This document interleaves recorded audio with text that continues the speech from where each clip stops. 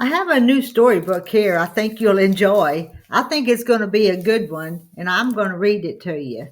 And try to position the camera where I can show you the illustrations and the drawings. The book is Bizzy Bones and the Lost Quilt.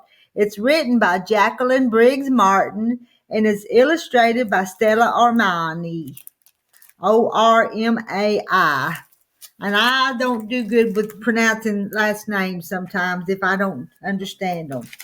Bizzy Bones and the Lost Quilt.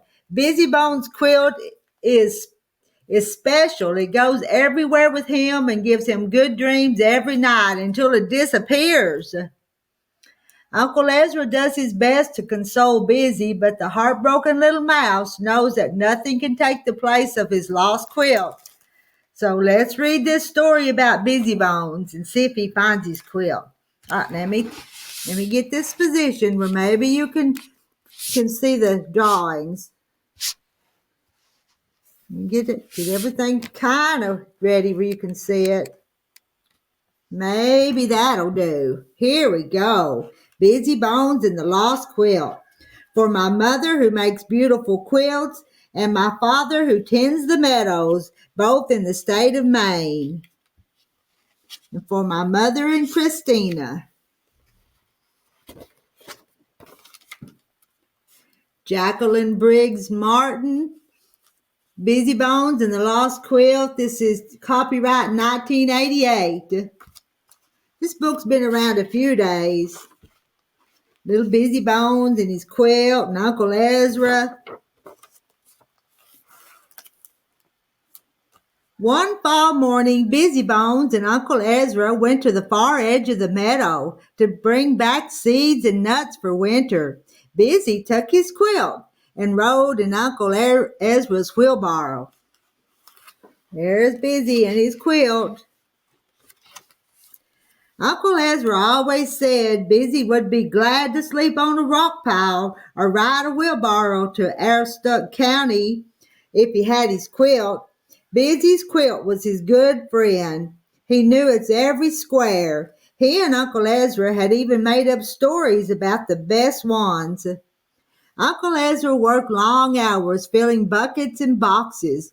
Bizzy helped for a while, then he threw rocks into the stream and stayed away from the bumblebees. That night, Bizzy could not find his quilt. He and Uncle Ezra searched their work shoe home from roof to toe. Look at the home, it's a work shoe. I won't be able to sleep, said Bizzy. The quilt was soft and it smelled a little like Uncle Ezra's pipe. It filled the extra spaces on Bizzy's bed and gave him good dreams. Uncle Ezra said, I'll give you this soft yellow blanket. But the blanket made Bizzy's bed too warm and it smelled like paint thinner. Uncle Ezra said, I'll give you my wool jacket. It will be just right. But it was too small to be a good cover, and Uncle Ezra was too tired to think of any jacket stories.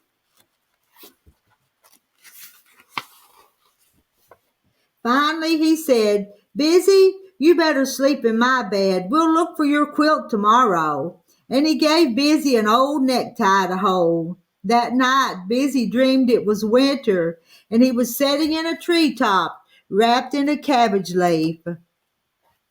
In the morning, he felt cold and lonely. Uncle Ezra said, let's have some breakfast, Bizzy. Then we'll go back to the meadow and look for your quilt. They looked in the vines, under the leaf piles, and in the trees, but didn't find a clue. Then Bizzy noticed a familiar red scrap stuck in a bush by the stream. The quilt must have floated away, said Uncle Ezra. Maybe the brambles have stopped it, but the thorns had caught only weeds and old leaves. Bizzy wanted to keep looking, but Uncle Ezra said, it's getting late. Let's ask the orchard mice. Perhaps they found it. The orchard mice like to pick up things that others left behind. They were savers, swappers, and traders, cousins who lived in an old suitcase they had got for a dozen jars of jam. Have you seen a soft, puffy quilt that's full of color? Bizzy asked. No quilts, but we have lots of rugs, said Scooter. We're leaving tomorrow to find what we find and swap our old for a sackful of new, said Steptoe. We'll watch for a soft, bright quilt, said Rufus. Bizzy and Uncle Ezra headed for home. Bizzy was so sad he walked straight into a Canada thistle. Uncle Ezra pulled out the sharp prickles and said, I think we can make you a new quilt. It won't be like my old one, said Bizzy. It won't have stories. It could be anybody's. We can begin with the piece you found, said Uncle Ezra, and use some of our favorite old shirts. Bizzy spent another night in Uncle Ezra's bed, and he dreamed fish were keeping warm under his quilt. The next day, Bizzy and Uncle Ezra began to cut old clothes into patches.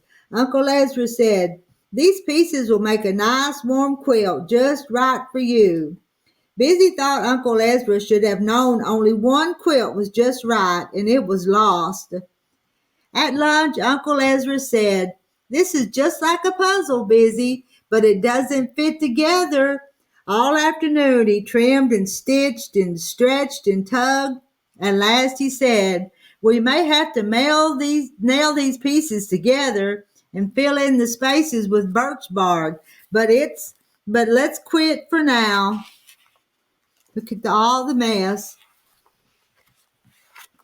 That night, Bizzy dreamed about quilts made out of scrap wood and splinters, and in the morning the orchard mice brought bad news. We found no soft, bright quilt, said Scooter. Just one marble, a couple of combs, and an old rag. Not enough to hurry home with, said Steptoe. Would you like to try our new marble? I have to work on this cover for Bizzy, said Uncle Ezra. Winter is coming, and I can't make the pieces go together. Maybe we can help, said Rufus. Steptoe thinks we could fit the peelings back onto potatoes. While Uncle Ezra talked to the orchard mice, Bizzy leaned against the trader's sack. He was sure this strange quilt would have stiff corners and smell worse than hard-boiled eggs. He thought he was the saddest mouse he had ever known. Large tears dripped off his face. He looked for something to wipe them away and pulled out the red cloth that was poking out of the sack. Where did you get this? He shouted. That old rag, said Scooter. A peddler found it in the stream early one morning. She gave us the whole thing for one dandelion seed. It's my quilt, said Bizzy, wrapping it around himself. There's a big hole in the middle, said Steptoe. It wouldn't keep you warm, said Uncle Ezra, but maybe we could fix that hole. Sure as strawberries, said Rufus. We'll fit a new quilt into that space. We'll use the pieces you already have, and we'll need a few more.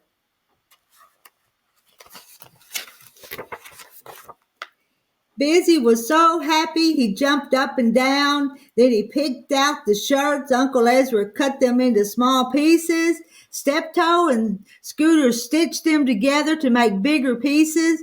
Rufus fitted the new patchwork into the old quilt, and they all laughed and ate seeds. They worked very late, and when they had finished, Uncle Ezra gave the orchard mice a large basket of nuts. Bizzy gave them his necktie and his best pine cones. Then Uncle Ezra tucked Bizzy into his own bed. His new quilt smelled like trout water and sweet smoke. Bizzy missed the old colors and the old stories, but the new patch tree was beautiful, and the old corners just felt right. Bizzy knew his quilt would give him good dreams all winter long. And whenever he found a lost button, a shiny rock, or a scrap of cloth, he saved it for the orchard mice. They often stopped by to eat seeds, show off their latest trades and fancy work, and help patch together stories to go with the new quilt. The end. I like that story. I thought it was kind of interesting, and I know when I read it to Millie, she'll like it. So I'll talk to y'all later.